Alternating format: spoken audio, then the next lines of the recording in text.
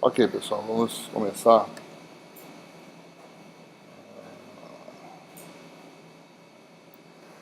E a partir dessas 3 próximas aulas a gente vai falar sobre linhas de transmissão, né? E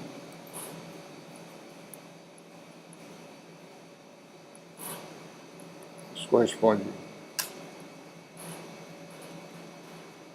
ao capítulo 9 do texto. E você vai a primeira vez que vai se deparar agora com o campos eletromagnéticos dinâmicos sujeitos a condições de contorno, né? Então você tem uma estrutura de condutores em que os campos têm de se ajustar a essas estruturas, né? Então, o primeiro exemplo que a gente tem é a linha de transmissão. No capítulo 10, a gente tem o próximo exemplo, que são os guias de onda, né? Em que a solução se torna um pouco mais desenvolvida, né? Mas, especificamente, a partir desse tópico de transmissão, a gente vai lidar com estruturas mais ou menos, que algumas dessas você já deve ter visto, né? Linhas de transmissão tradicionais, cabos paralelos, né? Como tem as linhas aéreas de alta tensão. E você tem também os cabos coaxiais que você vê no laboratório, né? Você tem um condutor externo, um condutor interno de elétrico. E você tem outras estruturas usadas em micro-ondas, em satélites, né? Em circuitos de micro-ondas mais reduzidos. Você tem uma estrutura chamada microfita. Você tem um condutor de elétrico e um plano de terra. O que acontece, né? Essas estruturas são usadas para baixa frequência em geral, né? Mas à medida que a frequência aumenta, o que acontece? Quando o comprimento de onda começa a se tornar da ordem dessa separação, a gente vai ver isso no capítulo 11, né? Fala sobre radiação, né? Então, essas estruturas, você tem um campo guiado, né? A corrente vai para um lado e volta para o outro, tem um campo externo, o campo fica externamente ao condutor, né? E daí essa estrutura começa a radiar, ou seja, em vez de você conduzir a potência para lá, você está perdendo potência, tá?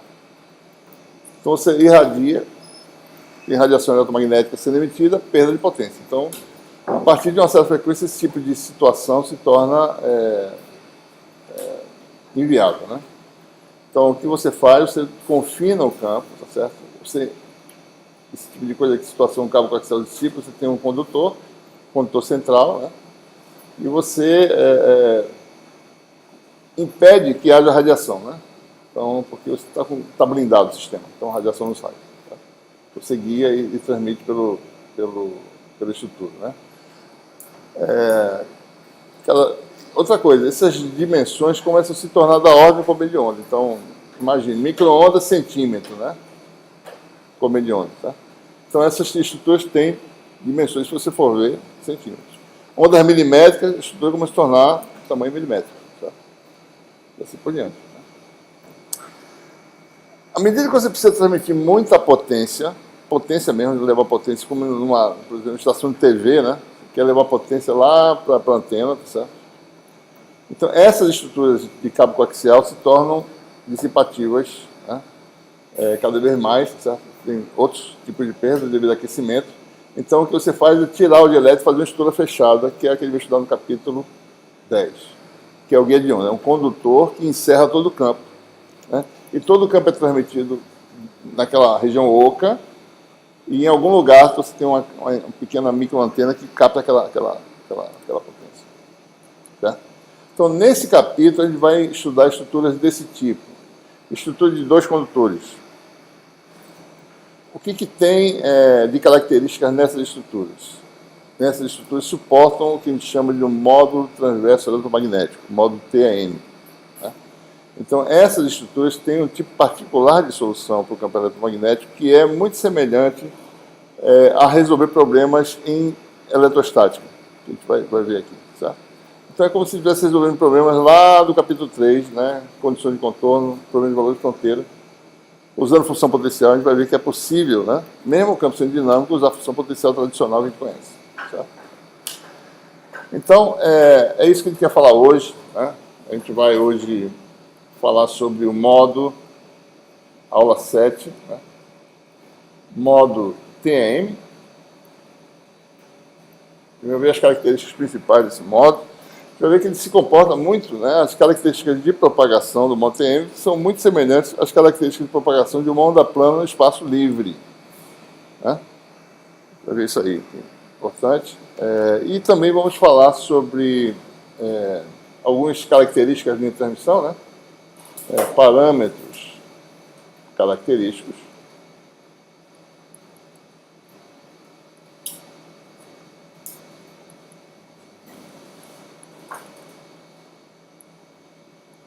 E a gente vai fazer uma rápida discussão sobre perdas em linha de transmissão.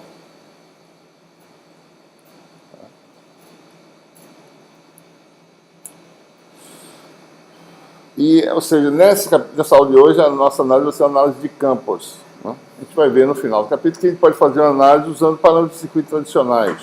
Então, nas duas próximas aulas, a nossa análise vai ser a análise modelando linha de transmissão como um circuito, né, de parâmetros distribuídos, circuito tradicional. Então, a gente pode fazer isso. Né? Mas nessa aula a gente vai fazer a análise de campos especificamente. Né? Bom, a primeira coisa que a gente vai discutir é como é que se dá esse modo chamado modo TAM, né, em uma linha de transmissão. Né? Então, a gente, como falamos antes, a gente vai mostrar melhor no capítulo 10 que estruturas a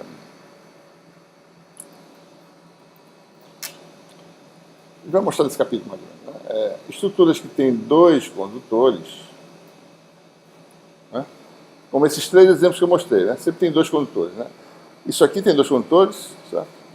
Podia ter mais um também, né? Um terceiro condutor.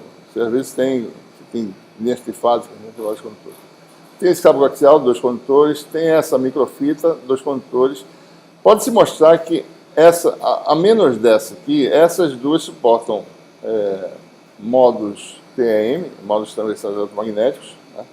Essa não. Certo? O modo que é suportado por essa linha de transmissão, se você análise rigorosa exata, ele não suporta esse modo chamado modo TM. Isso porque tem dois dielétricos aqui que aparecem no lado externo. O campo aqui ele sai um pouquinho, sabe?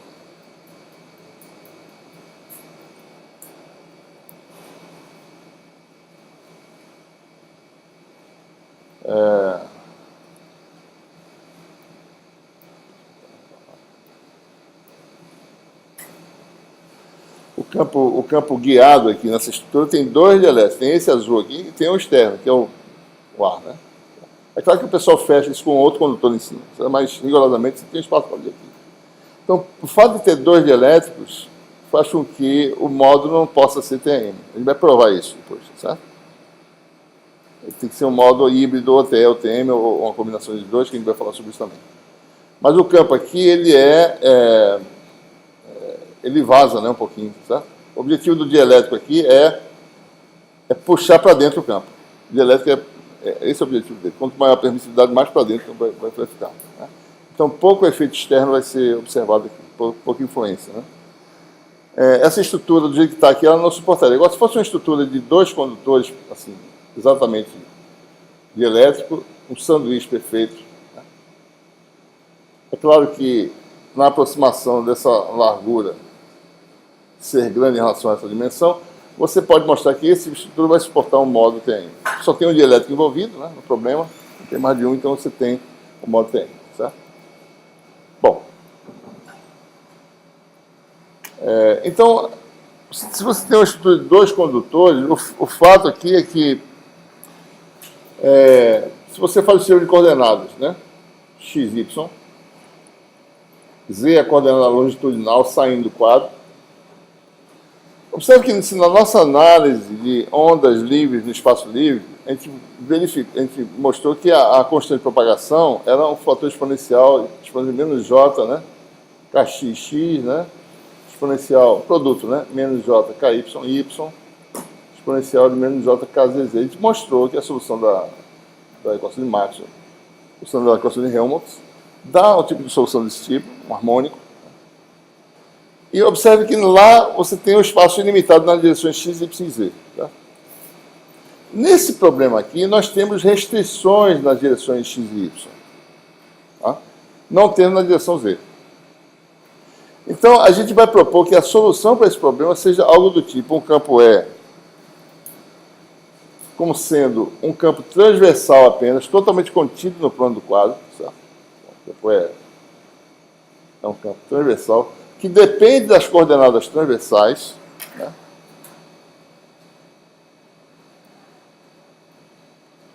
Mas eu posso antecipar que na direção z, por ser ilimitada, a dependência já é do tipo exponencial complexo. Né? A gente vai botar aqui um fator exponencial com uma constante que eu vou chamar de beta, que a gente não conhece ela ainda. Tá? A gente vai descobrir quem é.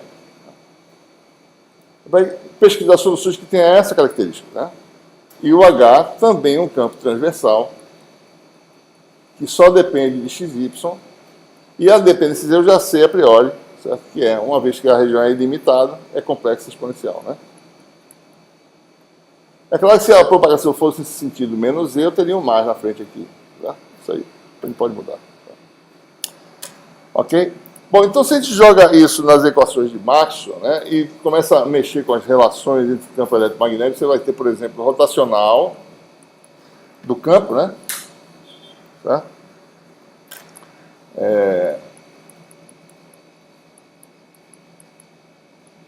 Observe que uma função é conhecida, a função de z, né? Essa aqui é desconhecida a função, e aqui é a regra da cadeia que a gente conhece já. Isso aqui é menos exponencial.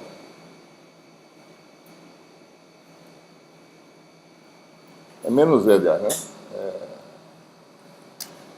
Rotacional de uma função vezes o vetor, né? A gente fez isso antes. É menos o vetor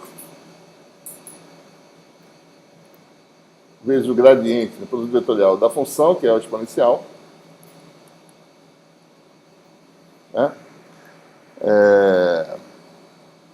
E você tem aí mais a função rotacional do vetor. Né? Okay? Para simplificar isso, tá certo? A gente vai fazer isso um pouco diferente. Né? Vamos chamar esse nabla, porque, veja, como a dimensão, as coordenadas transversais, a gente pode usar sistemas diferentes, né? XY, Z, cartesianas, ou então cilíndricas, ou outro sistema de coordenadas mais complicado. Vamos chamar esse nabla, quebrar em duas partes. Uma parte transversal, você tem as derivadas em relação às coordenadas transversais, e uma parte longitudinal, que é simplesmente a Z de dz. Né? Se eu agora voltar a aplicar isso aí, tá? Sem fazer essa regra de cadeia mesmo, né? Se eu aplicar isso aqui nessa equação e calcular a rotacional de E, tá? Ou seja, usando a equação rotacional de E igual a menos J ômega, né? O meio dimensão, isso aqui está imerso no meio homogêneo, que tem permeabilidade μ, permissibilidade ε. Né? Tá? Então, isso aqui vai me dar J ômega μ H transversal exponencial de menos J beta Z.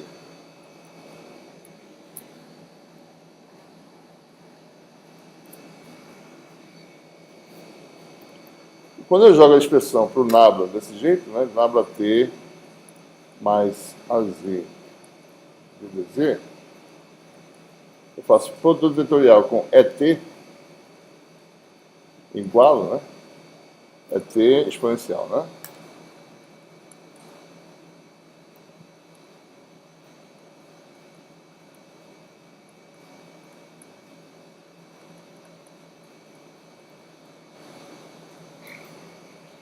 Eu vou ter esse produto vetorial, né?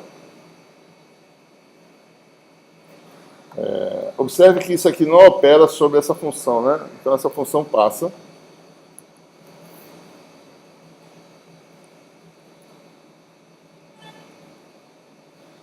Lembre-se que ET é a função de duas variáveis, x e y. Tá? Então você tem AZ vetorial ET,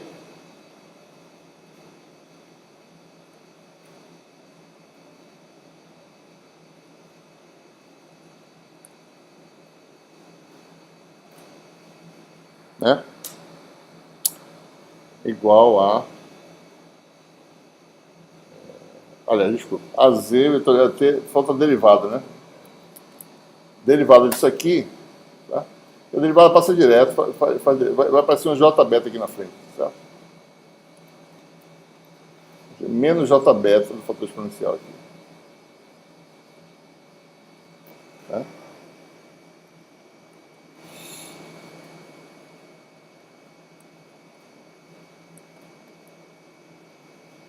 Muito bem, então os fatores exponenciais você pode tirar. Tá?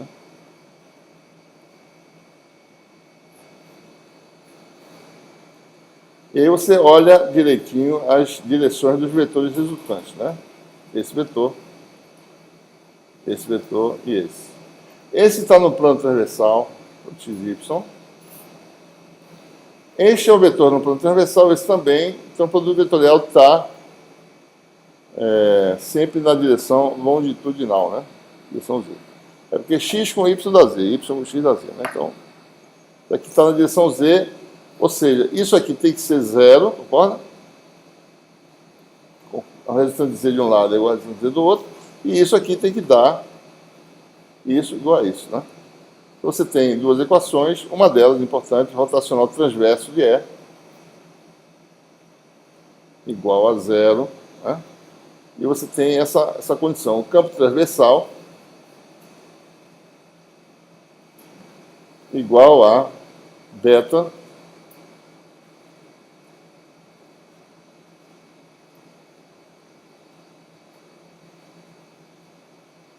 ou seja, observe, calculado o campo transversal, eu calculo o campo elétrico transversal, eu calculo o campo magnético transversal. Né? Ok? São um par de equações importantes aqui, tá? E a gente vai revisitar isso aqui e vai interpretar mais um pouquinho. Né?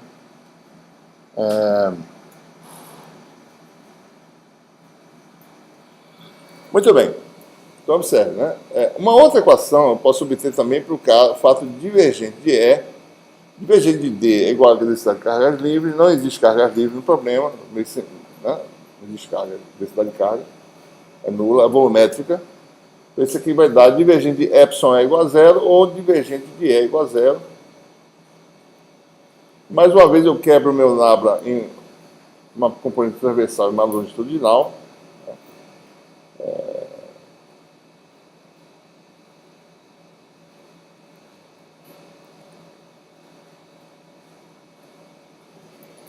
Observe que na prática DDZ, que nem no caso do tempo, né, pode ser substituído por quem?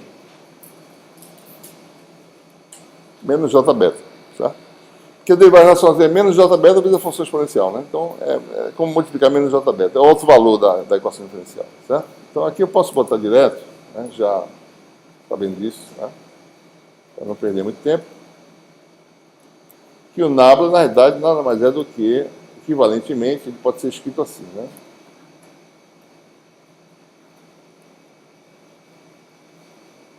Daí, divergente de E, que é E transversal. Posso tirar o exponencial do menos J beta Z, que eu já fiz a derivada, tá certo? Que dá zero, né? E daí você tem o quê, né? AZ pelo escalar com ET dá quanto? Vetores ortogonais, né? Zero. Você tem a segunda equação, divergente, transverso. Transverso igual a zero. Né? Tá? Então, observe o que eu tenho aqui, né?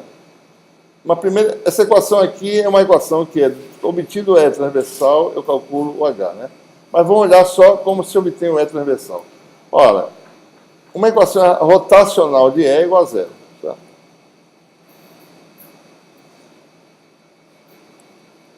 Uma equação desse tipo faz com que E tenha aqui propriedade. O campo irrotacional, qual é a propriedade dele? ele pode ser obtido do gradiente de uma função escalar. Certo?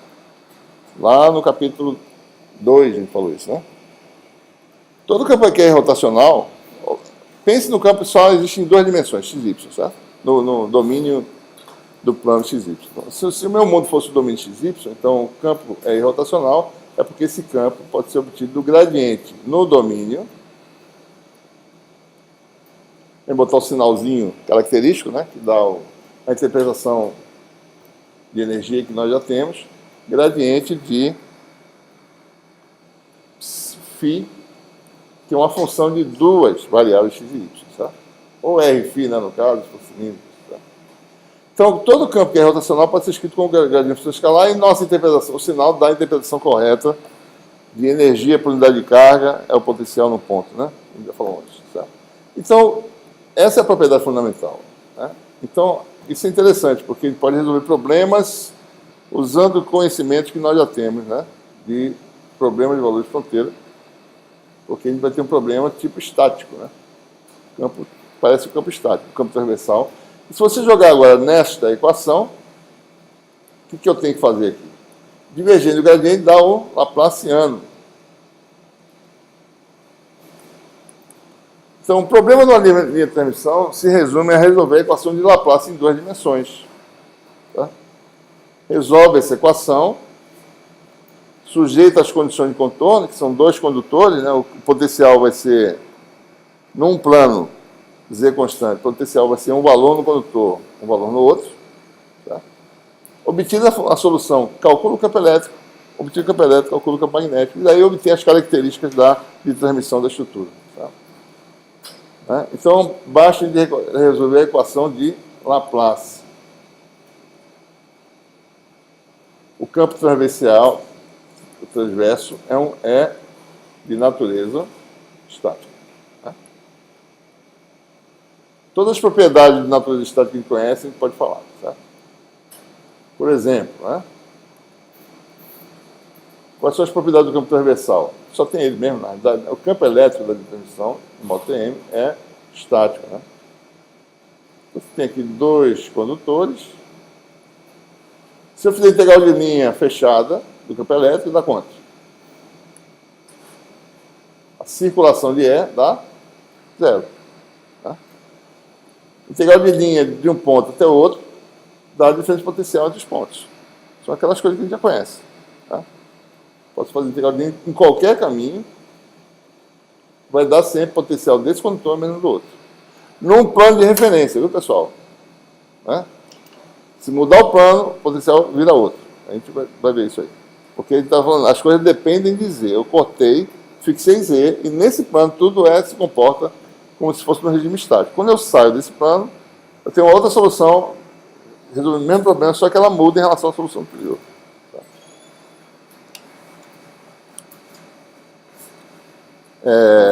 Bom, essa é uma propriedade, né? O campo é estático. Tá? Uma segunda propriedade é obtida aplicando sucessivamente o nabla no campo transversal e usando as equações, né? Se eu fizer nabla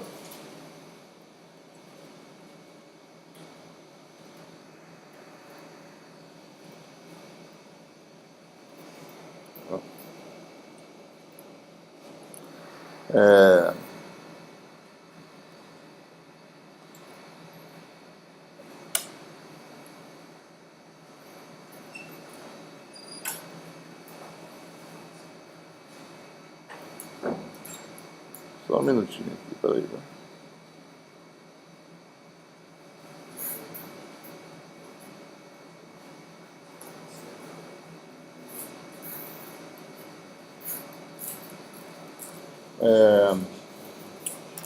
Vamos ver aqui, isso aqui vai dar gradiente do divergente, né?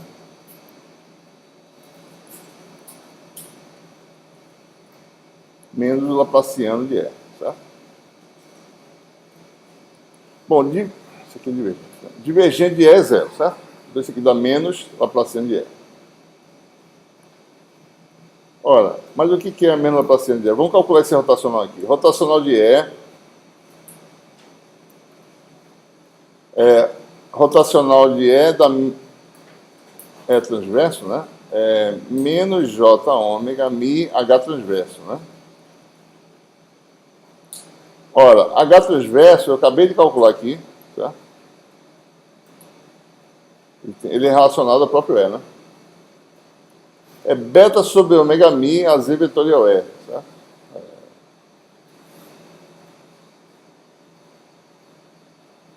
Ou, de outra forma, o rotacional de H, né? Rotacional de H, vai ser separado aqui.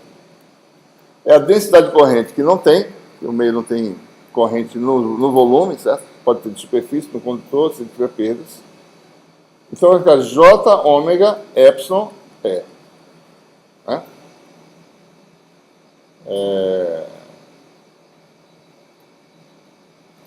Então isso aqui, na verdade, esqueça isso aqui. Esqueça isso aqui. Esqueça isso aqui. Aliás, está certo. Desculpa. O que é isso aqui mesmo? Hein? Rotacional. Isso aqui, peraí. Bom. Não está certo. Está certo, isso aqui está certo. Então, ou seja, rotacional do rotacional de E é rotacional disso. Isso aqui é menos J ômega mi, rotacional de HT que está aqui, que peraí, desculpa. É rotacional de H, né?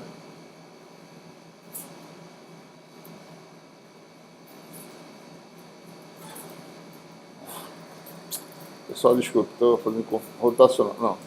Esqueça aqui, peraí. Quem é rotacional de E? Estou fazendo uma conta desnecessária. Rotacional de E dá quanto? Acabei de mostrar, né? Zero. Né? Em vez de fazer essa conta toda, basta lembrar disso aqui. Então, quer dizer que o Laplaciano de E é zero, certo? Essa é a conclusão que se tem. Ok?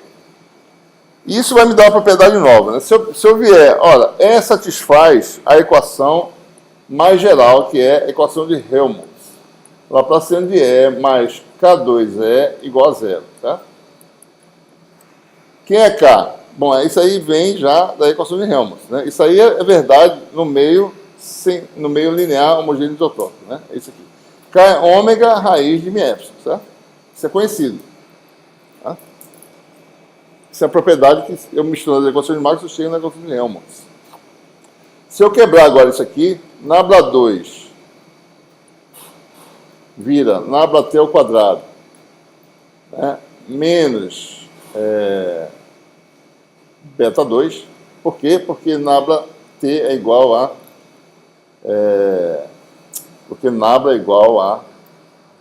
nabla t mais a z ddz, né?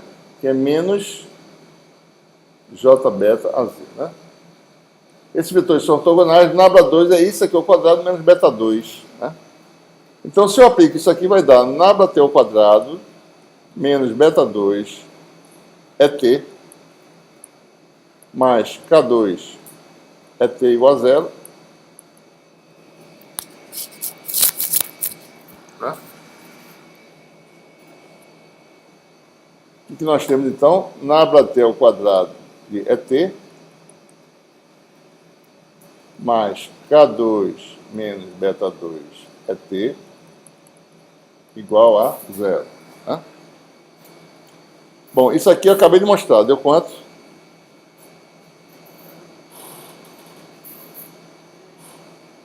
Está aqui, né? Laplaciano de ET é zero, certo? Conclusão, a nossa incógnita, que eu falei que beta incógnita, né? É igual ao número de onda K. Tá? Ou menos K, né? Se for mais K, é propagação no sentido mais Z. Se for menos K, é propagação no sentido menos Z. Mas a constante de propagação, a constante de fase, tá? Fase porque tem a ver com a fase da senoide, né? Periodicidade da senoide. É o número de onda K. Então, numa linha de transmissão que admite o modo TEM, esse modo TEM tem a constante de propagação que é o número de ondas no espaço livre. Tá? O único modo que admite essa possibilidade é o modo de transmissão, a onda transversa eletromagnética. A gente vai ver no capítulo seguinte que o beta lá não é igual a K, diferente. Tá? Só na transmissão que tem essa propriedade. Ou seja, então todas as coisas que a gente sabe sobre uma onda que se propaga no espaço livre, a gente pode aplicar para uma onda TM. Por exemplo, velocidade de fase, né? Ômega sobre beta. Tá? É ômega sobre K. É a velocidade da luz no meio de imersão dos condutores. É C sobre índice de refração, certo? Velocidade de grupo, d ômega, d beta, que é d ômega, dk, certo? Se calcular, isso aqui também vai dar a velocidade de fase, né? Tá? C sobre N. Desprezando a dispersão, né? Claro que se tiver dispersão, a gente tem que calcular isso aqui com mais calma, tá? Mas no meio não dispersivo, você tem essas propriedades aí. Tá? E outras coisas que a gente vai discutir ainda nessa aula. Então, isso é propriedade importante. A gente só não sabe quem é o campo elétrico, depende da estrutura. Para cada estrutura, para cada geometria, você vai ter uma solução que depende dos parâmetros geométricos da estrutura. Né? Isso vai dar uma determinada característica elétrica da estrutura. Que característica elétrica é essa? A impedância da estrutura. Fala em impedância característica. Pois não. T é uma sigla inglesa, né? É transverso eletromagnético modo, em inglês, né? Transverso eletromagnético mode, né? TM, né? Você tem TE, certo? Que é no capítulo seguinte, tem TM, né? Transverso elétrico, transverso magnético. Então o campo elétrico é transversal, mas o magnético não. Aqui é só o magnético transversal. Aqui ambos são, campo elétrico e magnético são transversais. Tá?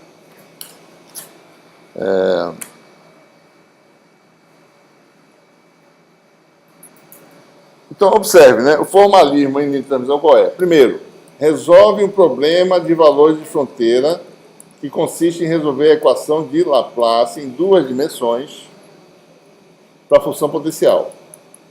Passo 1. Obtido isso aí, você obtém quem?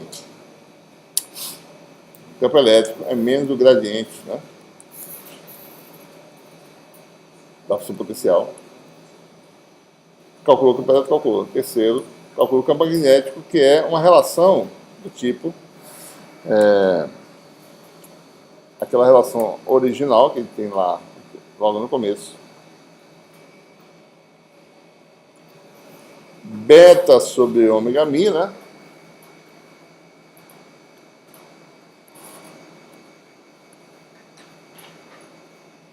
A Z vetorial é transverso.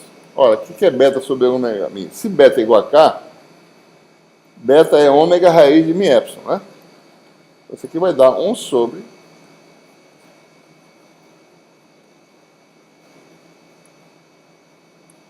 a famosa relação que nós já conhecemos, né? H transverso, 1 sobre a impedância de onda do modo TM, que é a mesma do espaço ilimitado, né? A Z vetorial é transverso. Então é aquela forma canônica. O campo elétrico é uma onda. Só lembrando aqui, né? Vou botar aqui rapidinho. Vou repetir aqui, tá, pessoal? Que quem não escreveu, eu passei rápido aqui, mas eu posso sumarizar aqui em cima que é melhor. Tá? Observe, ó. Se obtém, então, resumindo, é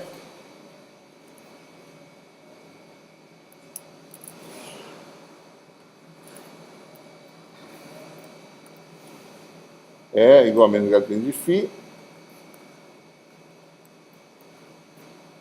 obteve H é simplesmente aquela expressão canônica, né? 1 sobre impedância da onda do modo TM, que é a mesma do espaço livre, 1 sobre R de epsilon. Aliás, raiz de mi sobre epsilon, né? Daí o vetor unitário na direção do vetor de onda longitudinal, que é na direção da propagação, que é o AZ, vetorial é. Lembrando que o campo elétrico mesmo é quem? É T, variando espacialmente na direção G, de acordo com exponencial de menos JB. E o campo magnético é o HT exponencial de menos JB também. ET e HT são campos estáticos obtidos de análise de eletromagnética estática. né? E a solução final é uma propagação no sentido Z, com essa constante propagação. Certo? Oi. Essa subíndice tem que é aquela base x, y, ou pode ser qualquer base? Qualquer base no plano x. Qualquer base. Isso significa o problema, É. né? Para cada base, a gente vai fazer hoje uma base diferente aqui. Certo? Mantendo o z, né? Hã? Mantendo o z, né? Mantendo o Z. O Z é ilimitado. Se esse aplica, mas difere para Não. Observe, né? A gente está falando de análise, a linha de transmissão é a seção de transversal uniforme. Eu não falei isso. O condutor tem seção de transversal que não aumenta, certo? É sempre o mesmo. Né? Senão aí já muda tudo. Certo? Né? A estrutura tem simetria de translação na direção Z. Okay? Vou fazer um exemplo aí de solução, né?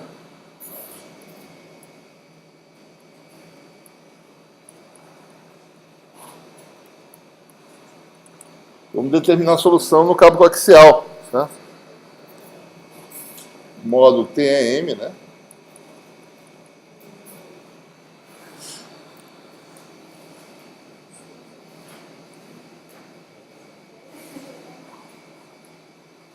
Pessoal, deixa eu fazer uma pergunta para vocês, mesmo que vocês não tenham estudado isso aí ainda.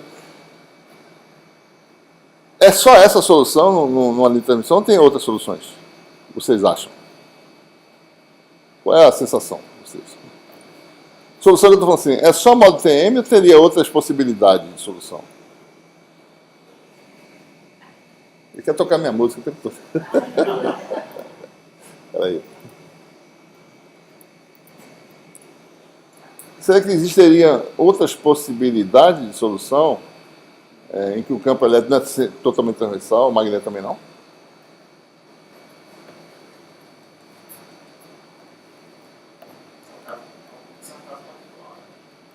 Qual? A modo TM? É um caso particular, Tá?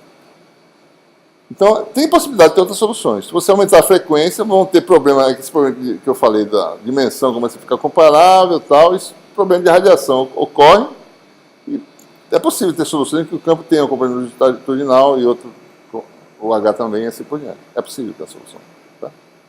Mas a solução mais básica que tem, a primeira solução que aparece é essa aí. Essas outras soluções vão ter uma frequência que elas podem aparecer, certo? Frequência limiar. A gente vai ver isso no capítulo seguinte, no capítulo 10. Certo? Mas não quer dizer que só tem essa possibilidade, não. Mas essa é a solução básica, e que até um certo nível de frequência ela é a solução do problema. Certo? Então, pode ter outras possibilidades, né? E aí depende da frequência. Né? Você aumenta muito a frequência, daí, se o sistema tiver, por exemplo, a gente vai ver que mesmo aqui, exatamente a solução não é TM. Porque perdas no condutor, vou falar assim, né? As perdas no condutor fazem com que o campo elétrico tenha uma componente tangencial no condutor. E essa componente tangencial fica na direção longitudinal. Daí o módulo já não é realmente um TM, tem uma componentezinha tangencial longitudinal, tem um defeitozinho, certo? É claro que é mais difícil calcular isso aí. Você calcula a solução exata, depois leva em conta perdas de outra forma, como a gente vai discutir hoje, certo? Mais tarde. Né? Então, vamos fazer um exemplo concreto, né? Vou pegar um cabo coaxial.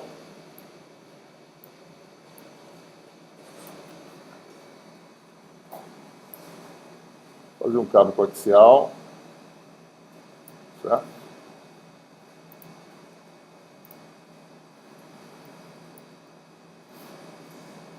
Epa.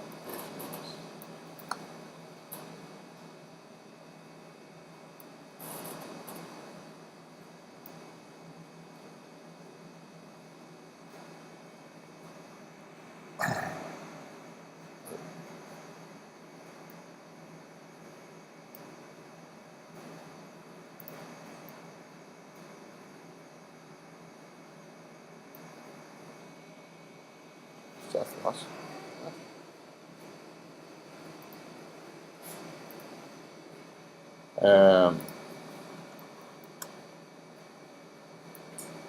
Você tem dois condutores, né? Esse laranja que está fazendo aqui.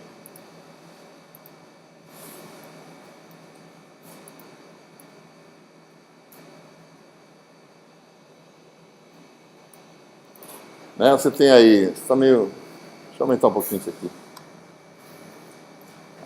Condutor externo é uma casca, né?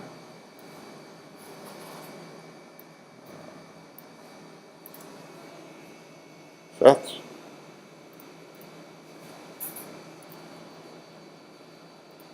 Então você tem um cálculo da estrutura transversal, está mostrado aí, né? Vamos fazer o sistema de coordenadas.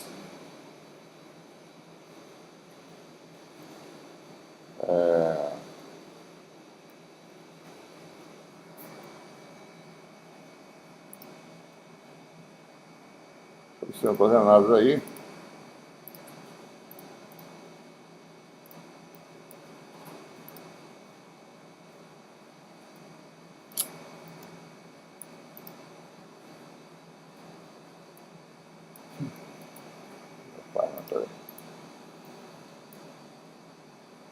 Coordenadas. Obviamente a estrutura é cilíndrica, né? A gente vai usar sistema de coordenadas cilíndricos. Tá? Então a gente vai pegar um ponto.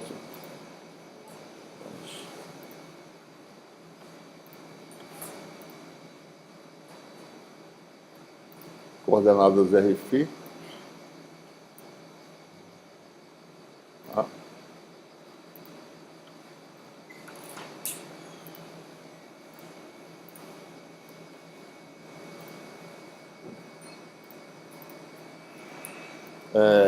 Então você tem aí distância R, né? Ângulo azimutal, φ, raio interno A, raio externo B. Tá? E essa estrutura tem aí permeabilidade μ e permissividade ε, né? Bom, então nós temos aí o quê? No plano transversal, a gente vai resolver com a equação de Laplace, né? Ou seja, Laplaciano de φ igual a zero, a gente vai usar o sistema de coordenadas cilíndricas, né?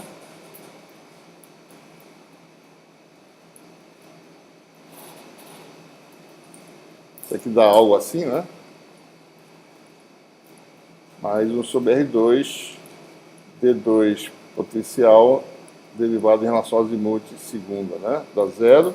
E por simetria, tá? Eu vou fazer o quê? Eu vou aplicar diferente potencial, vou aplicar V0 volts aqui e aterrar de fora e determinar a solução para o potencial. Eu assumo, né? Num plano Z constante, potencial é V0, a diferença potencial é V0, certo? Ora, como a simetria tem simetria de rotação, não tem derivado em relação a φ, o problema é aquele problema que a gente já conhece, né? Em cilíndrica, né? 1 sobre R, ddr, R dφ dr igual a zero. E esse problema nós já conhecemos a solução, a potencial é da forma A mais B log de R, né? Deixa eu ver qual é a solução que eu estou usando. A log de R mais B, eu estou falando. A log de R mais B. E A e B são obtidas aplicando as condições de contorno. Em R igual a A, potencial V0, em R igual a B, potencial vale zero. Duas equações, as duas incógnitas, a solução vai dar potencial, depois de resolver, né? Vai dar V0, né? Sobre o logaritmo de B sobre A, B maior que A, então isso aqui é positivo, tá certo? Log de B sobre R, né? Função logaritmo, né? Pronto, obteve a solução potencial, vai determinar agora o campo transversal.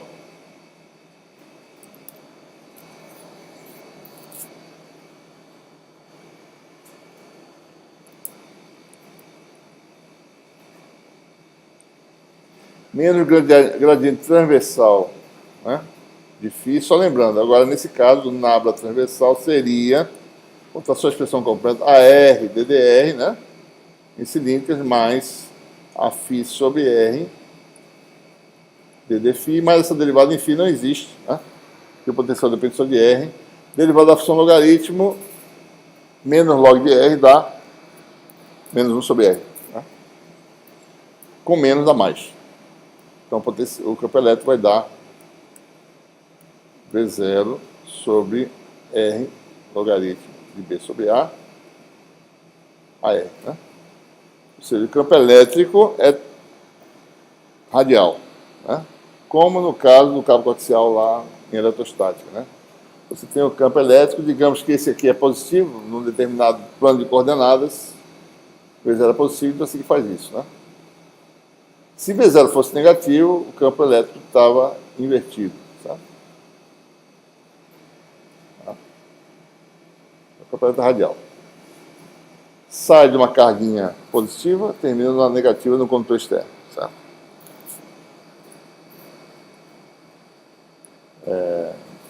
Muito bem. E daí você tem o campo magnético, né? Um sobre a impedância.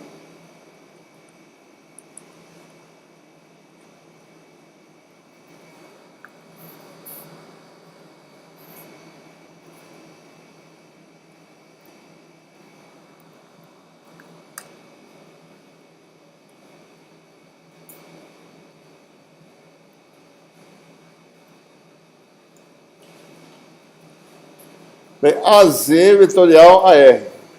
Né? AZ é o restante, né? Vetorial AR, né? Para determinar um sentido. Que dá quem? Terceiro com primeiro dá o segundo, dá a φ. Campo magnético é azimutal. Né?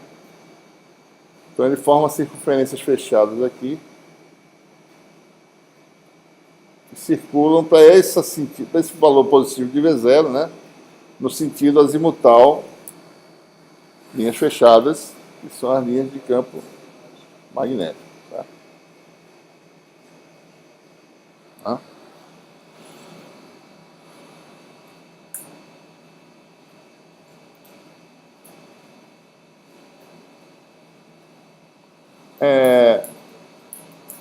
Bom, a pergunta é assim, bom, quem é V0, né? Quem é essa amplitude V0? Isso depende do quê? Bom, alguma fonte alimenta esse cabo coaxial, fornece a potência, e você pode relacionar a potência a essa amplitude V0, certo? Ou, se você quiser, a gente pode determinar se a potência que flui no cabo coaxial é P0, né? Quem é V0, né? Tá? Bom, o que eu faço? Eu pego quem é o vetor de Poynting? Um meio de E transversal, vetorial H transversal conjugado. Isso aqui vai dar como esses campos, né? Não existe perda nenhuma, tá certo? Se você calcular aqui, a R vetorial Aφ, o conjugado disso aqui, o exponencial de menos J beta Z conjugado cancela, tá? A R vetorial Aφ dá AZ, daí você fica com o módulo de V0 ao quadrado sobre isso aqui, né?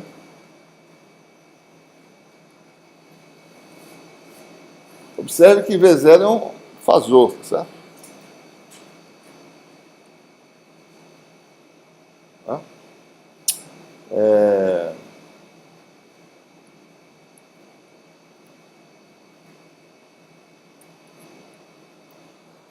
Logaritmo ao quadrado. Oi? Não entendi ao quadrado.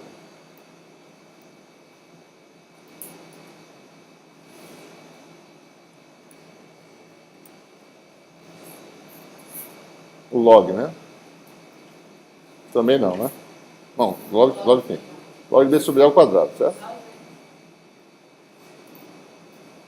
Essa é a densidade de potência. Em que direção? Bom, direção a Z. Potência real aqui, tá certo? Z é real, né? Mi sobre epsilon, mi é real, epsilon é real, todo mundo é real. Isso é tudo real, tá certo? Então você tem. Bom, quem é o E0? Vamos calcular, certo? Eu sei pelo menos o módulo dele, né? Integral de S de sigma, né? Na seção transversal, certo? Vai dar a potência que a fonte fornece, chamada de P0. Tá? O d sigma, por sua vez, é o elemento de área em cilíndricos.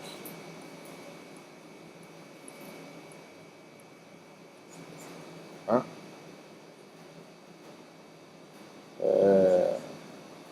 Então, observe, quando eu fizer essa integral aqui, a integral vai 0 a 2π dφ,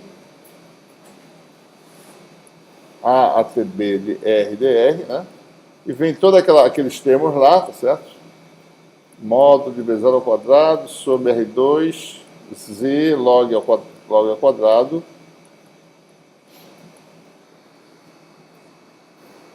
AZ escalar AZ dá 1, né? Isso aqui dá 2π, vai dar V0 ao quadrado sobre Z log de B sobre A quadrado, integral de dr sobre R de AB, que dá logaritmo.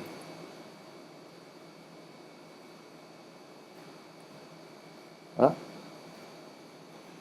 Então você tem aí que a potência, se você conhecer a potência, você conhece a amplitude, né? Está aqui a amplitude, tá? Vai dar módulo de V0 ao quadrado,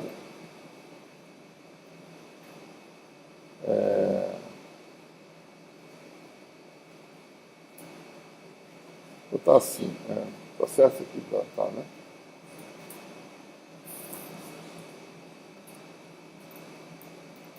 Log de B sobre A sobre 2π, né? Tá. Impedância, né? Tensão ao quadrado sobre impedância. Bom, sabendo a potência, eu determino V0, certo?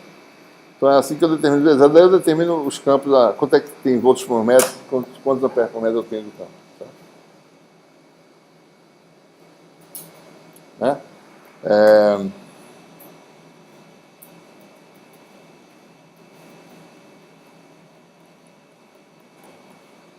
Alguma dúvida aqui, pessoal? Não, né? Tranquilo, né?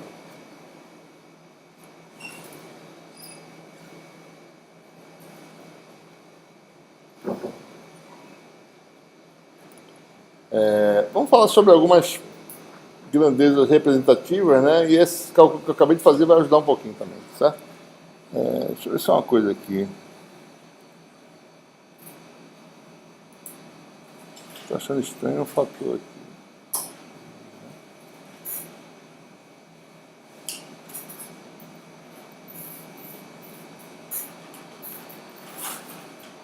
Nem está aqui, peraí. Cálculo axial. Será que eu errei alguma conta aqui? Deixa eu ver só uma coisa rapidinha aqui, para ver se eu não errei.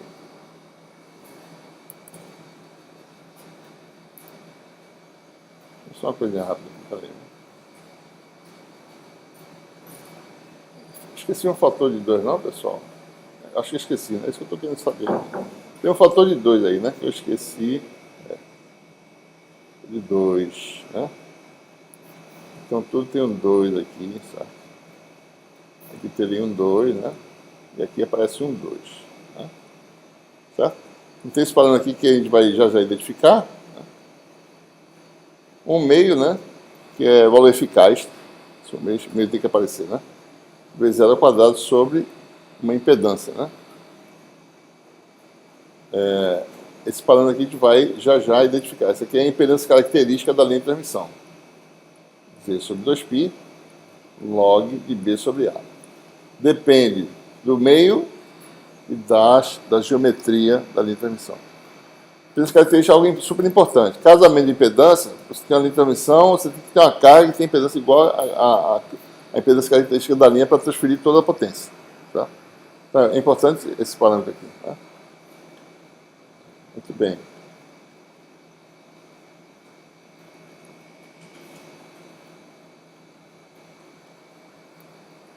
Vamos falar um pouquinho sobre esses parâmetros característicos, né? Um deles eu já falei aqui, mas vou identificar novamente.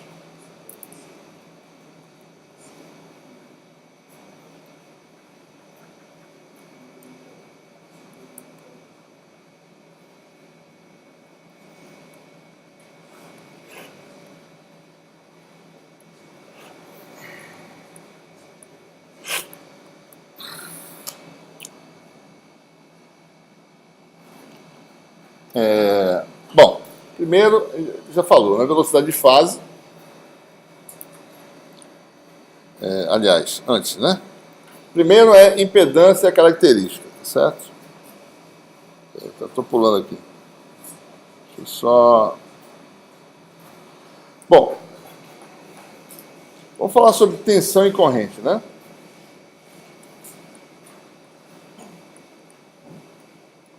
Ora, num determinado plano Z constante, a gente viu que a solução para E é a solução de um problema eletrostático, um problema estático, né?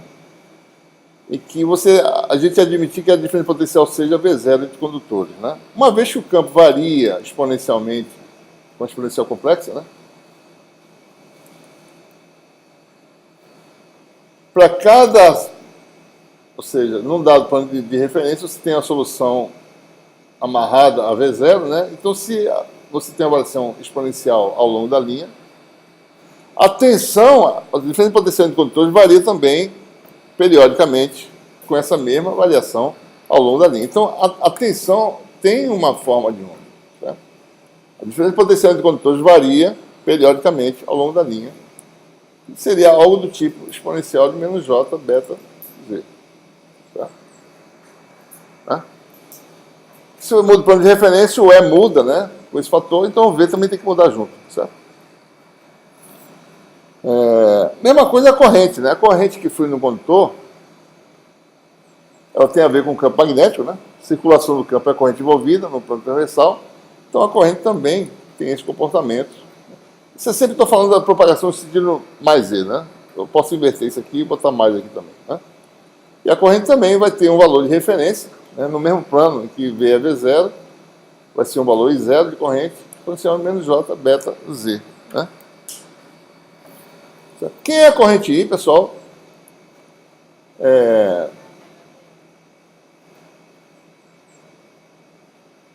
Ora, rotacional transverso de H é quem? Só lembrando aqui, tá certo? Rotacional transverso de H é um vetor na direção Z. Não tem ninguém na direção Z, então isso aqui dá zero, tá?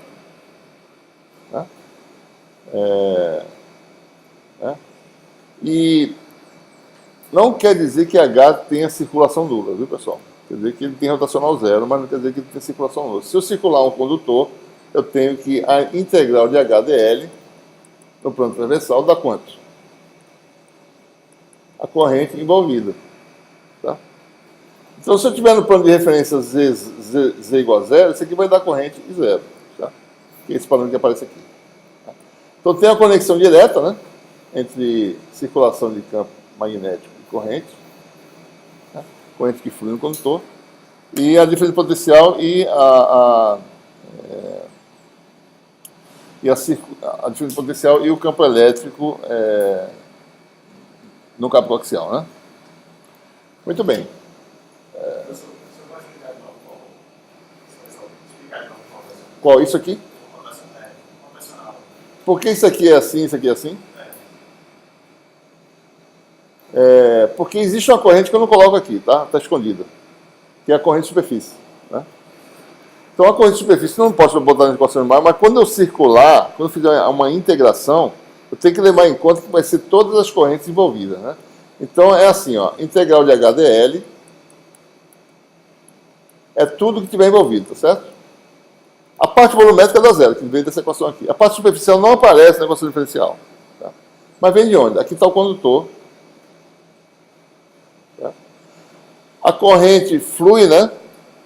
Digamos, no sentido Z saindo. Tá? Quanto maior a frequência, mais para a superfície vai a corrente, tá certo? Mas ela está aqui na superfície. Tá? Então, se eu calcular a circulação no caminho fechado arbitrário, vai dar essa corrente envolvida devido ao condutor. Que é uma corrente, para um condutor ideal, é uma corrente só de superfície. Tá? Ela é expulsa do condutor, fica só na superfície. Tá bom? Então, por isso que, apesar de rotacional dar zero, não quer dizer que a circulação dê zero. Porque se eu levasse em conta a corrente de volume no condutor, daí eu tinha que botar uma parte aqui, ó, é igual a J no condutor, certo? Mas só que esse J no condutor não sei quem é difícil calcular, certo? É melhor dizer que é zero e calcular dizendo que a circulação da corrente no condutor. Mais fácil. Certo? Bom, então vamos determinar os parâmetros característicos. Existe uma coisa que é a capacitância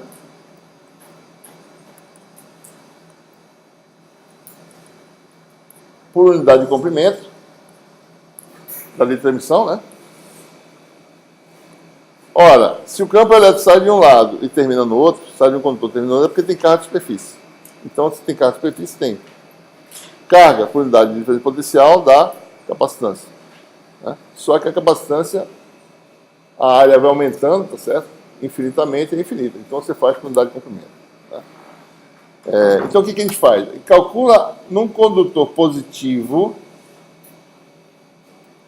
quem é a densidade de carga de superfície e calcula na área, tá certo? Pega uma áreazinha, né, de comprimento ΔZ, calcula a carga nessa área, certo? Então você tem aí,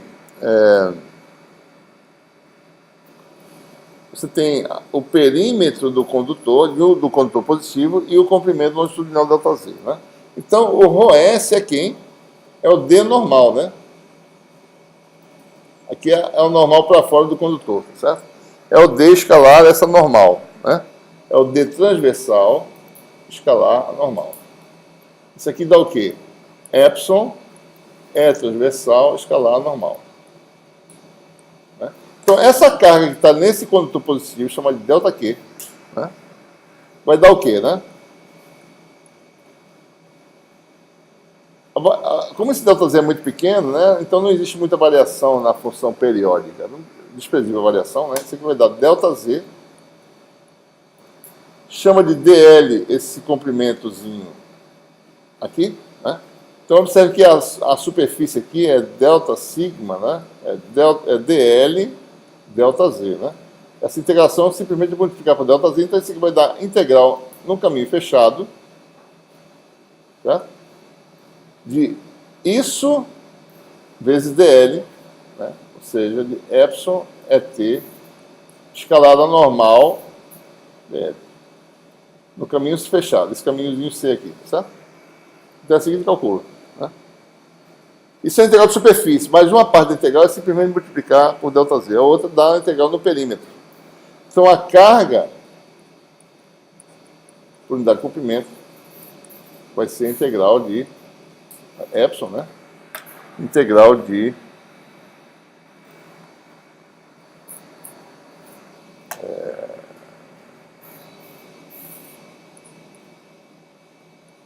transverso escalar normal dl, né? E aí você tem observe que eu posso relacionar isso com o gradiente do potencial. Isso aqui vai dar menos epsilon integral no caminho fechado da componente normal do gradiente, tá certo? Tá assim.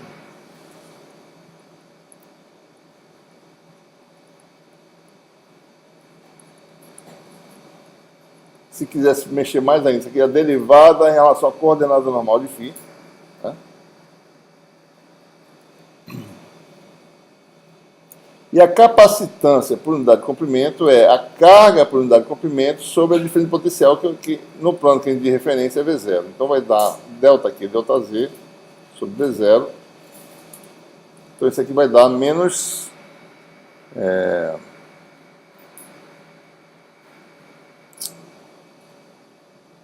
Eu posso deixar assim mesmo. É assim que calcula, né? Calcula a carga usando essa expressão. Observe que isso aqui é proporcional a V0, né? V0 cancela. Então a capacitância vai ser o que a gente espera. Depende só das propriedades do material e da geometria. Não depende da... Então a gente calcula isso aqui, tá certo? Isso aqui vem daqui e isso aqui é proporcional a V0. Né? V0 cancela. Uma outra forma de calcular isso, né, é usando o conceito de energia. Isso é útil para calcular indutância. A energia armazenada no comprimento ΔZ é 1/4, né, de... observe, né, dV, né, no caso, é elemento de área entre os condutores vezes o ΔZ, certo? Então aparece já um ΔZ aqui, E aí aparece a integral de superfície, né, entre os eletrodos de D escalar E, mas isso aqui vai dar epsilon módulo de E ao quadrado d sigma. Né? Então a energia armazenada num comprimento delta Z é simplesmente essa expressão.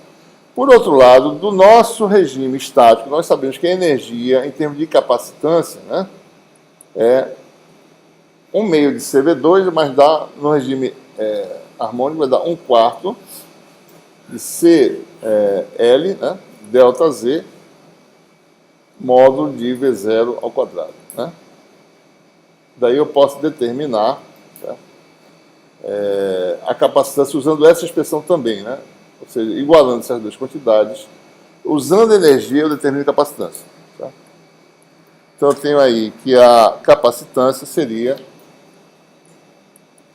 esse 1/4 cancela, delta Z cancela, vai dar 1 sobre módulo de V0 ao quadrado. Né? Uma outra expressão, certo? Um pouco diferente daquela ali. Integral de epsilon, módulo de E transversal, né, no caso. Esse. Integral de superfície. Em que superfície? Da região do material entre eletrodos. Né? Mais uma vez, né? E é proporcional a V0, V0 ao quadrado cancela. Então, só depende da geometria e das propriedades do material. Que já estão aqui, certo? Do epsilon. Né? Então, essas são expressões que a gente pode usar para calcular a capacitância. Né? A capacitância é aquele cálculo tradicional que a gente faz. Indutância, como é que a gente faz? É mais fácil fazer usando esses conceitos de energia. Né?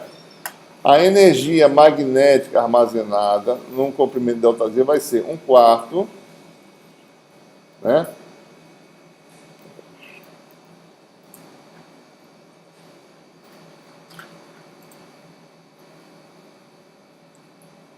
Tá.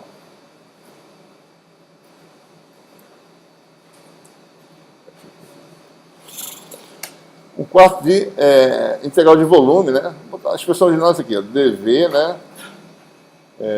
B igual a μh, então vai ser μh transverso ao quadrado. E o dV a gente destrincha, né? dV é delta Z, delta sigma, em que delta sigma é a área, é o elemento de área entre eletrodos. Aqui está um eletrodo, aqui está outro, isso aqui é o delta sigma, certo? D sigma, aliás.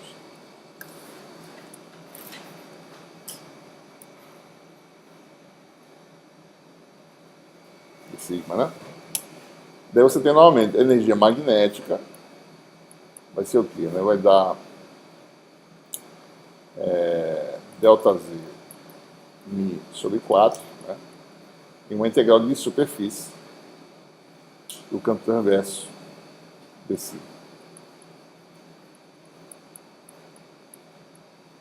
E aí temos a outra expressão também para, em termos de indutância, a energia magnética é 1/4 da indutância por unidade de comprimento vezes o comprimento, né?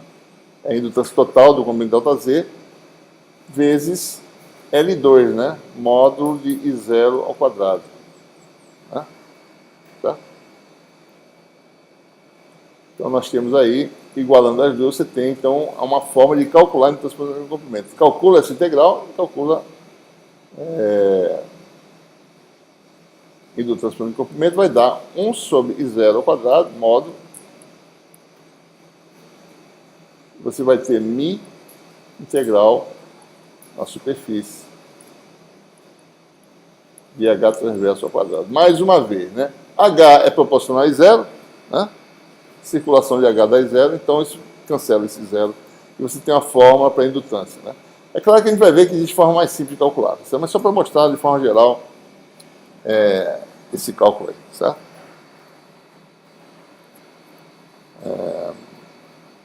Bom, uma outra coisa que aparece é a impedância característica da linha de transmissão, né?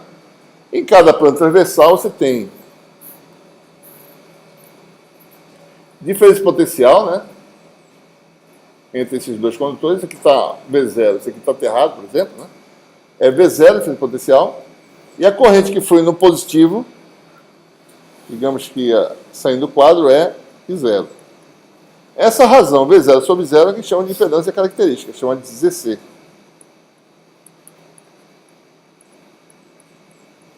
Né? Então, observe que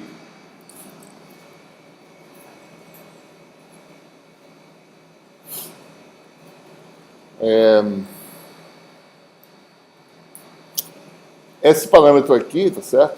A gente pode calcular. Observe que, primeiro, é proporcional a V0, certo? H é proporcional a E, que é proporcional a V0. Tá? Então, I é proporcional a V, porque I é proporcional a H. Certo? Então, a razão é independente de V e I, só para a gente dizer isso. Certo? Né? Muito bem. Vamos mostrar aqui só uma propriedade importante, sem calcular nenhum campo específico de estrutura de transmissão. Isso vale para qualquer transmissão. Vamos calcular essa razão aqui. A gente teve as expressões que a gente acabou de fazer para indutância e capacitância. Tá? A razão L sobre C. Observe que eu estou colocando esse L aqui, para dizer que é por unidade de comprimento, tá? Esse Lzinho, né? Por unidade de comprimento. O L que a gente usa tradicionalmente é a indutância total de um sistema ou capacitância total. Como a gente tem uma linha de transmissão, as coisas têm que ser por unidade de comprimento. Bom, a gente acabou de derivar a expressão. Isso aqui deu 1 sobre módulo de I0 ao quadrado, né? A indutância, né? Daí teve um μ, não foi? Integral de superfície de H transverso. Sobre a capacitância, que deu o quê? 1 sobre módulo de V0 ao quadrado, epsilon, né? Integral transversa de quem?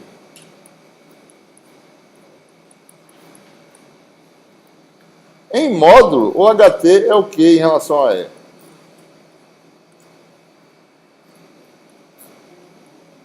Sobre quem? Sobre Z, empresa de onda. Tá? Então, isso aqui vai dar, na verdade, isso aqui dá módulo de AT ao quadrado sobre a impedância de onda, certo? Então, essa integral cancela com essa, e fica o Z aqui sobrando, certo? Então, isso aqui vai dar 1 sobre Z, né? Então, isso aqui vai dar...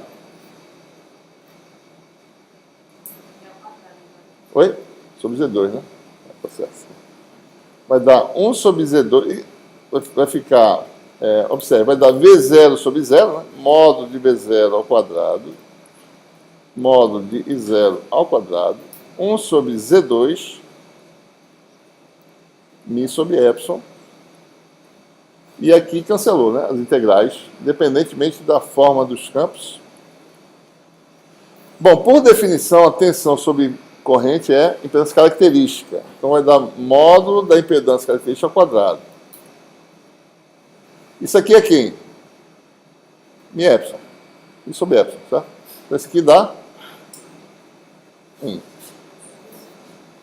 Então, o módulo da impedância característica ao quadrado é L sobre C. Tá? Como esses parâmetros são reais, né, todos eles são reais, a indutância é real, tudo é real, né? A indutância vem de uma coisa que é positiva, né? Observe, né? Isso é positivo, isso aqui é real, não tem perdas, tá certo? Materiais. Isso aqui é real, então todo mundo é real. Então, o modo de dizer é o próprio Z. Então, a impedância característica é simplesmente raiz de L sobre C. Né? Isso quer dizer o quê? Se eu sei a impedância característica, e sem um desses aqui, eu determino o outro, por exemplo. Tá? Tá? L sobre C igual a Z é uma função. O que a gente obtém, né? Qualquer que seja a intermissão, se você mede a indutância por unidade de comprimento e a capacitância por unidade de comprimento, você determina a impedância característica dessa intermissão. Certo? Qualquer que seja ela. Tá? Não é a definição, a gente provou, né? Provou que dá isso. Acabou de provar, certo? Né? Outra propriedade importante, esses parâmetros, o que é interessante aqui é o seguinte, dados os parâmetros de circuito, a gente obtém grandezas importantes. Essa aqui é uma delas, né? Porque relação de tensão e corrente é importante, né?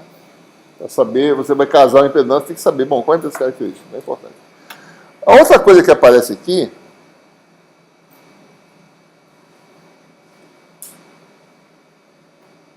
é a velocidade de fase, tá certo? Então, isso aqui eu vou passar um pouquinho, tá certo? Mas só para verificar aqui. Velocidade de fase. Né?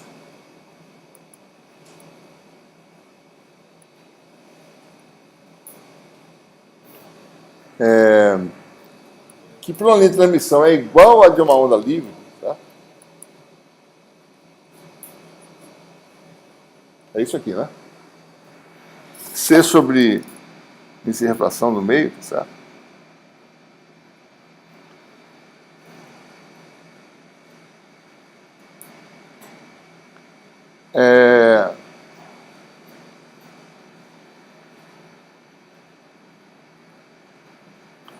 Então, eu vou pular essa demonstração, tá certo? Não é trabalhosa, mas dado o tempo, né? Isso aqui, se você mexer um pouquinho nas equações para capacitância, e se você pegar a definição de indutância por unidade de comprimento e capacitância por unidade de comprimento, você mostra que LC é igual a μ epsilon. Tá? Isso aqui tem a ver com tem a definição disso em termos de corrente envolvida. Isso aqui em termos de carga por unidade de comprimento. Essas coisas têm a ver com os campos, tá certo?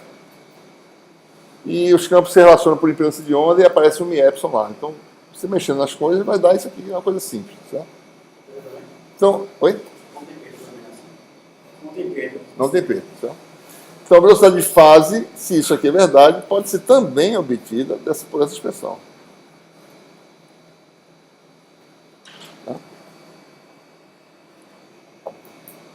Lá no capítulo 12, a gente vai ver que frequência de ressonância é 1 sobre LC, certo?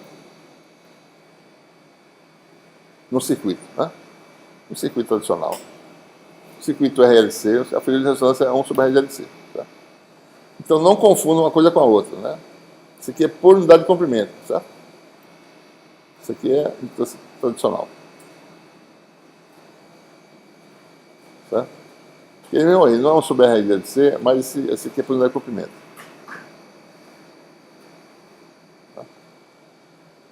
Então, por isso que parece, mas não é a mesma coisa. É por diferença. Vocês devem ter visto isso em outros lugares já, né? Essa expressãozinha aqui. Né? Você olha isso aqui, olha, peraí, LC. Mas não é a mesma coisa, é por unidade de comprimento. Então, não tem nenhum problema aqui não, certo? Outra propriedade importante é simples, né? Que a gente já mostrou isso lá no caso de... eu acabei de calcular, né? Que a potência é igual a... Acabei de calcular, isso aqui deu uma tensão ao quadrado sobre um parâmetro embaixo, né? Sobre 2 vezes alguma coisa. Essa alguma coisa era a impedância característica, tá? Porque é um meio de VI conjugado, né? Se V ZI dá ZI2 ou V2 sobre ZC, né? Certo? Então a potência que flui, dada a impedância característica e a tensão, você tem isso aqui, né? Tem a impedância característica. Né? Bom, e para o cabo coaxial, a gente acabou de calcular, né? Cabo coaxial. Bom, o que é a capacitância por unidade de comprimento do cabo coaxial? Alguém lembra ou não?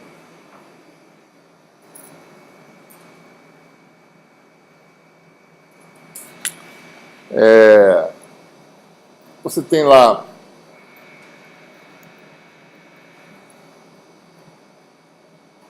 calcular a carga, né? No condutor positivo, certo? Né? A carga é a integral de linha vezes o ΔZ do E normal.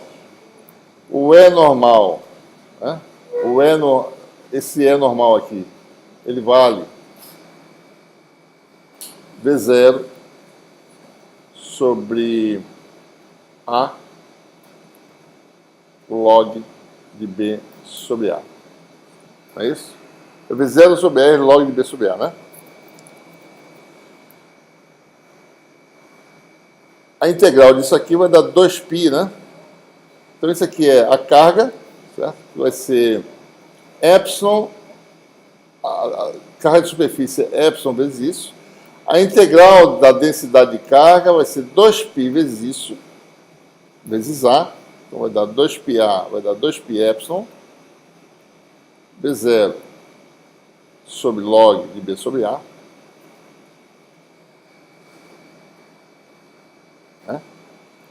Então a integral no perímetro é isso, né? Então a carga seria isso vezes ΔZ. Eu dividi para cá, ficou capacitância por unidade de comprimento, por unidade de potencial, que dá capacitância por unidade de comprimento. Então CL vai ser 2π epsilon sobre log de B sobre A.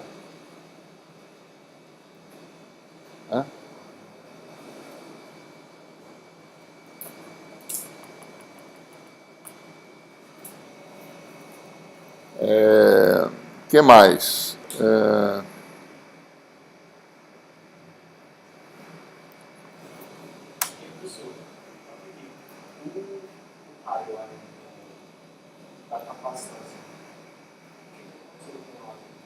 O raio, porque 2πA sobre A cancelou. Né?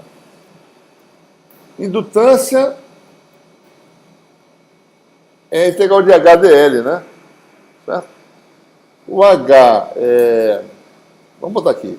Vai dar 1 sobre I0, né?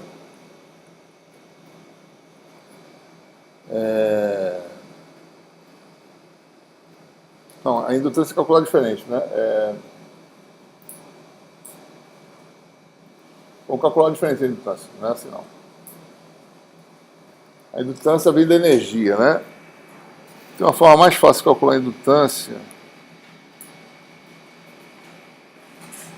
que seria essa aqui, ó. A forma mais fácil de calcular a indutância é usar essa relação aqui, μ epsilon igual a LC. Certo? Daí é fácil, né? LL igual a μ epsilon sobre C, vai ficar μ log de B sobre A, dividido por 2π. Ou assim, ou pela energia. Tem que calcular a energia magnética, fazer aquela conta todinha, certo? Essa é a forma que a gente sabe fazer. Daí você tem pelas características que tem raiz de L sobre C, né? L sobre C vai dar μ sobre epsilon, 1 sobre 2π ao quadrado, né? Log ao quadrado.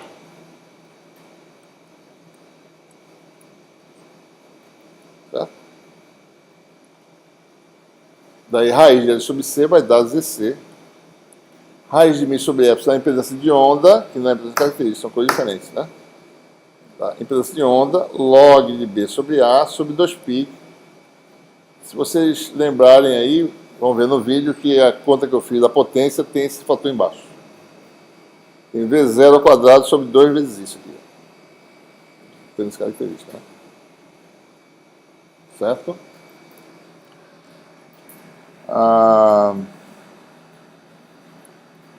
Bom, eu já mostrei isso antes, né? Logo atrás lá. P0, né? A potência que flui é 1/2 de V0 ao quadrado sobre ZC, onde a impedância característica é esse parâmetro aqui. Tá? Já mostramos isso antes, né?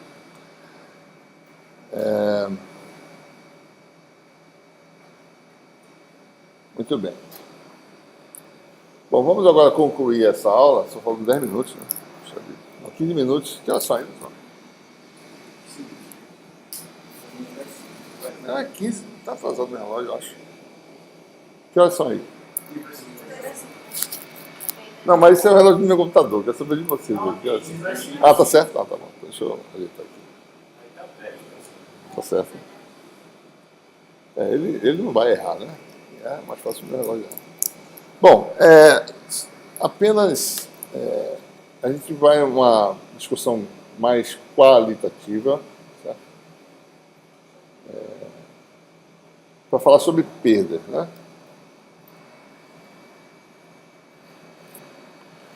Bom, você tem um condutor, né? Se ele não for perfeito, dois condutores, na verdade.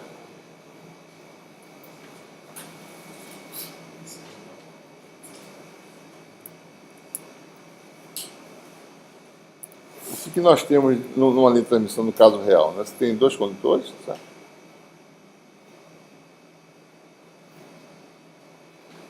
E você tem o preenchimento entre condutores, né? Ou você tem na linha de transmissões aérea, você não tem nada, espaço vazio, tem algum tipo de perda também, certo? Quando molha, quando chove, então você tem o campo interage com essa atmosfera e dissipa, né? Mas, principalmente quando você tem preenchimento, né? Você tem as perdas materiais, que é as perdas devido ao fato do μ e o epsilon serem números complexos, né? E daí você tem essas perdas materiais. Isso é um problema, certo? Então, tudo a gente pode sempre resolver no regime de pequenas perdas. Certo? Porque se não for resolver exatamente o problema, é complicadíssimo. Certo? Quando o problema é realmente para resolver exatamente as equações máximas, no meio que dissipa, a solução é complicada. Mas se as perdas são pequenas, você pode modelar com perdas pequenas. Então, você assume a solução original, sem perdas, e introduz, né, nos parâmetros de transmissão, ou seja, lá no índice de refração, o fato dele ser complexo, e daí você tem aquela atenuação material. Tá? Então você tem perdas materiais e perdas de condução. Né?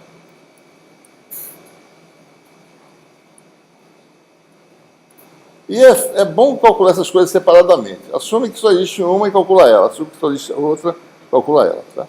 No caso das perdas materiais, a gente olha, é bem simples de calcular, porque você olha a constante de fase. Né? É o fator que aparece na exponencial. Tá? A gente já, no texto, já está introduzido lá no capítulo 7, no 8, né?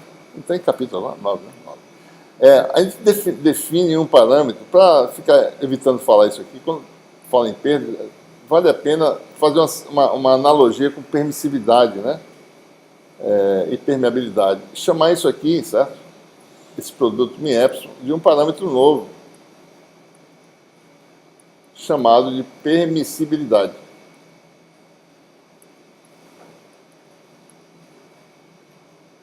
Certo?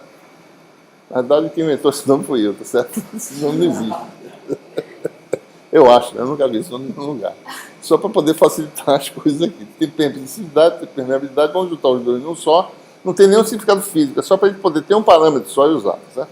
Então, a permissibilidade ela vai ter parte real e imaginária, né?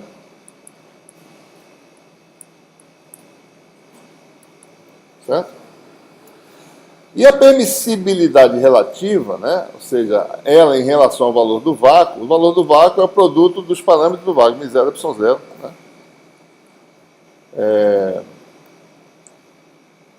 Ela é o quadrado do inservação. Né? Vou botar aqui um barra, né? Agora levar em conta que ele é complexo. Certo?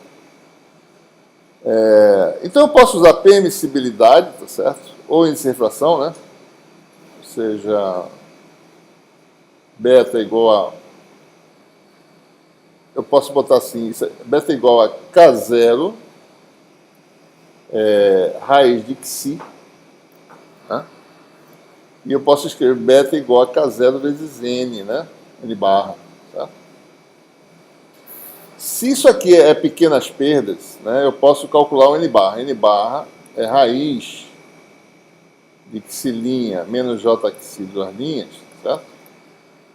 Conhecendo a permissibilidade, ou seja, a função permissibilidade, né? Isso aqui é relativa, tá certo? Talvez devesse chamar a relativa, tá certo? Vou chamar a relativa disso aqui, tá? Para ficar mais simples. Então, a observação é isso aqui. Se isso aqui é muito grande em relação a isso, pequenas perdas, isso aqui é pequeno, eu posso aproximar em Taylor, né? Bota Xi em evidência. 1 menos J, Xi duas linhas sobre Xi', elevado ao meio. E aí você tem uma aproximação de Taylor em primeira ordem, que fica assim, né? sobre 2, daí fica a raiz embaixo. Tá? Certo? Ou seja, o índice de refração complexo, né, que é N menos JK, você pode determinar, se as perdas são pequenas, mais ou menos, aproximadamente, N vai ser igual a xilinha, né, raiz, e o K, dada a permissibilidade, vai ser xi duas linhas sobre 2N. Né, ou sobre raiz de xilinha, certo?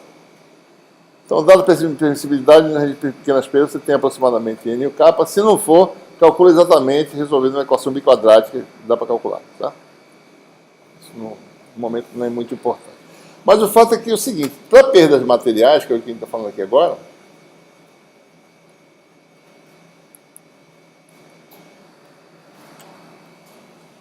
deixa eu ver qual é a notação que eu uso aqui, tá certo?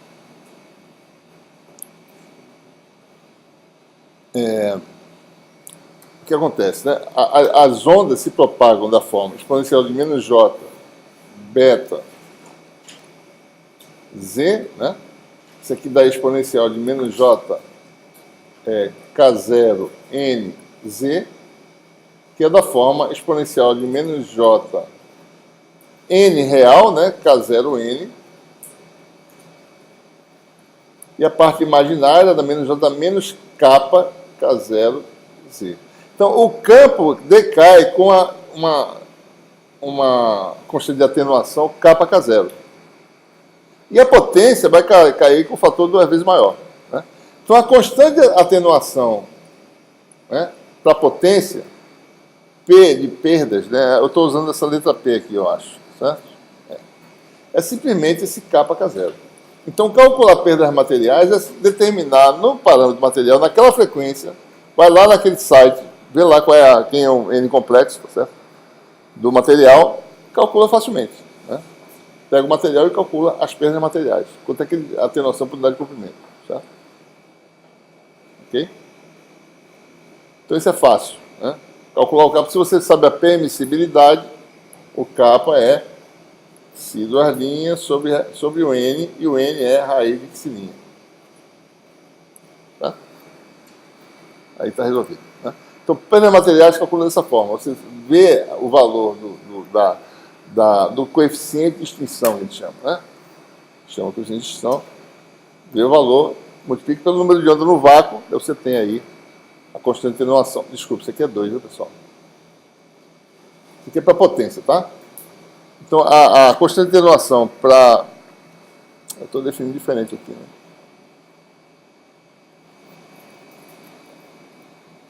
Aí você tem que tomar cuidado. Preciso ver qual é a anotação que eu vou usar aqui no livro, tá certo? Porque são apenas definição, né?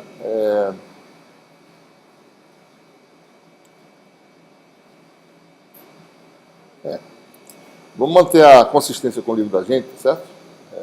Apaga isso aqui.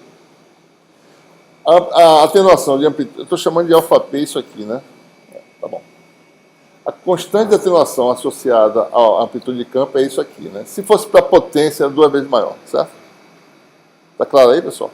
Se o campo cai com exponencial de menos alfa PZ, a potência cai com exponencial de menos 2 alfa PZ, certo? Então, se a gente tiver essa consciência, não precisa botar o fator de 2 aqui. Isso aqui é para campo, certo? É atenuação para campo. Tá bom, pessoal? Então, a queda de potência é 2 vezes maior, porque é campo ao quadrado, né? Isso aqui é o quadrado da 2 vezes. Bom, e perda de condução? Como é que a gente leva em conta, né? O problema é super difícil, né? Para eu resolver exatamente o problema, se não for no regime de pequenas perdas, você tem aqui o meio 1, que é onde determinou o campo, no caso em que não tem perda nenhuma, né? Mas se eu fosse resolver exatamente, tinha que determinar a solução dentro do meio 2, que é o condutor, e dentro do meio 3 também. Tem que resolver o problema completo. Campo tem 3 regiões aqui para resolver, em que esse parâmetro aqui tem condutividade. Certo? O campo penetra até uma certa região, né? Eu teria que levar isso em consideração. Certo? É claro que isso é muito difícil. Certo? O que a gente faz? A gente obtém a solução exata na ausência de perdas, que a gente acabou de obter para o cálculo coaxial, por exemplo. né? Dessa solução, né? Observe que dessa solução eu tenho um campo tangencial nessa interface, o campo H. Tá? Se tem um campo tangencial, tem uma corrente de superfície K. Aqui, tá? E essa corrente de superfície é que dá essa perda. Né? Tá? Então, o que a gente faz é usar o conceito de resistência de folha e admitir, tá, que o raio de curvatura desses condutores, né, seção transversal constante, é muito maior do que a profundidade de penetração. Então, a hipótese é essa. Né? Se isso aqui é A, então, nesse regime A muito maior que ΔS, esse cálculo que ele tem aqui no capítulo 9 é razoável, certo? Isso é razoável, essa aproximação? Lembre-se que a gente fez um cálculo aí, 100 MHz, né? Foi da 1 micron, né? Alguma coisa assim, certo? Então, para um condutor de 1 milímetro, isso é 1000 vezes maior, o raio de curvatura é 1000 vezes maior do que a profundidade de penetração. Então, isso é razoável. Então, por que é importante essa aproximação? Porque a gente aproxima isso por um plano, certo? Em que o campo penetra, né, como se fosse uma onda plana, num plano condutor, no meio condutor. E a gente já fez essas contas antes. Tá? Então, usando aquela análise, depois de muita conta, se chega a um resultado bem simples. Tá? Eu não vou... A derivação está aqui. Quem quiser ver como é que é, pode ver. Tá? Mas, para ele não perder muito tempo nisso, o importante é o seguinte. Você tem dois condutores, as perdas de condição, né, admitindo, a expressão é mais complicada, mas se a corrente se distribui uniformemente no perímetro de cada um, se o perímetro desse condutor é L+, certo? Perímetro, né? E o perímetro desse condutor é L-, e ambos têm a mesma condutividade, lembre-se que a resistência de folha, né, a 1 sobre sigma ΔS, né, pode se mostrar, certo? Que a constante de atenuação do metal tem uma expressão bem simples, né? Alfa-M. Essa deixa eu ver, essa aí é para constante de atenuação de campo, né? De potência é 2 vezes maior. Tá? Então isso aqui é simplesmente uma expressão super simples. É igual a 1/2 desse parâmetro aqui sobre ZC vezes um número chamado L bar. O que é L bar? Então a expressão é bem simples, né? Você, sabendo a resistência de folha, sabendo a impedância característica da linha de transmissão, que é um parâmetro importante, você calcula a atenuação. Daí precisa saber quem é esse L bar. Bom, na hipótese desses condutores ter a corrente distribuída uniformemente,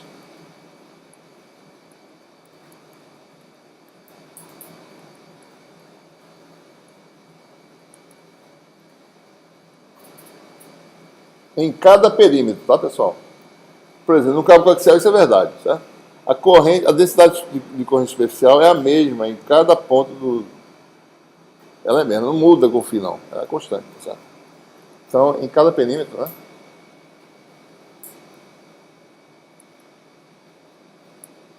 de condutor. Então, esse L bar é simples, né? Ele simplesmente obedece essa relação aqui.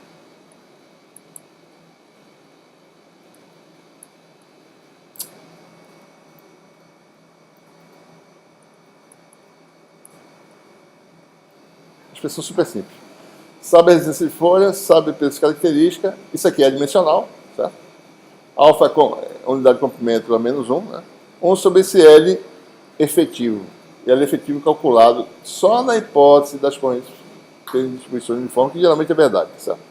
Se são transmissão constante, a corrente deve ser uniforme. Né? Se não for, daí tem uma expressão mais complicada que está aqui no texto para calcular. Mas é interessante você poder calcular sabendo parâmetros característicos da sua linha. Sabendo essa característica, depende da indutância, da capacitância de comprimento e a resistência de folha, que é um parâmetro muito simples. Né? A gente já falou isso no capítulo anterior. E usando esse comprimento efetivo, calculou a atenuação por unidade de comprimento devido à perda de condução. Tá? Ok? Esse comprimento efetivo é o CR+, esse Quem é? L mais é o perímetro do condutor positivo, certo? Positivo num plano transversal, né? Naquele plano transversal Z igual a zero, ele é o positivo, você chama de positivo. E L menos é o do condutor negativo, ou aterrado. É o comprimento lá, certo? No caso do nosso cabo coaxial, se você quiser, a gente pode calcular aqui, certo?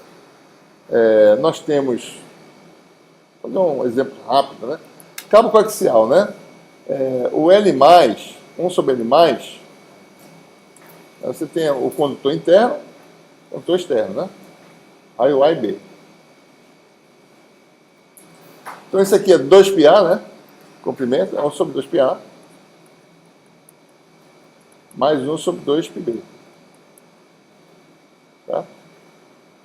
Então, você tem aquele fator lá embaixo, né? Ou seja, L mais é igual a 1 sobre 2π ao quadrado, né?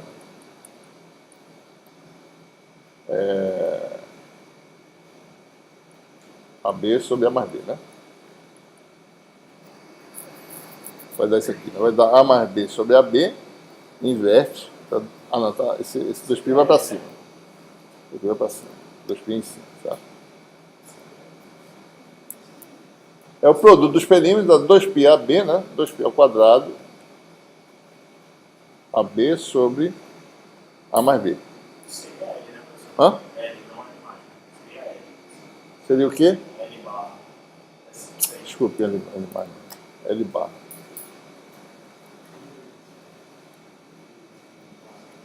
Com a impedância característica sendo dada por Z sobre 2π, né? Log B sobre A, você tem uma expressão aí, né, em termos da geometria, né?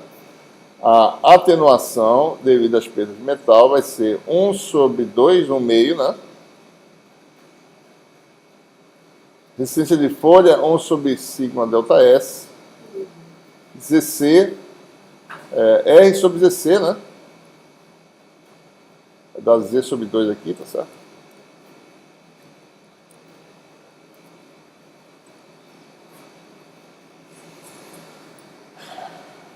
Daí tem 2π aqui embaixo, né? Então, 1 sobre 2π. Sobre 2π. Tá? Log de B sobre A. Daí aparece mais o quê? Daí o L efetivo, né? 1 sobre I vai dar A mais B em cima. Sobre 2π ao quadrado. AB, né? Então, você tem... Espero que esteja certo isso, né? ZC não, está errado. Está tudo errado. É R sobre Z. O Z é embaixo, está tudo ao contrário.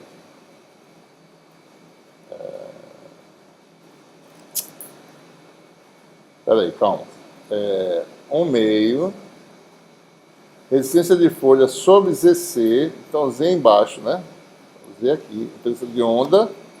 2π em cima. Então, esse 2π aqui sai. Esse 2π aqui fica só um só, né? 2π só fica 1. Então, 1 sobre 2π AB. Espero que esteja certo, né? Tá certo, pessoal? Acho que tá certo. Log de B sobre A embaixo, né?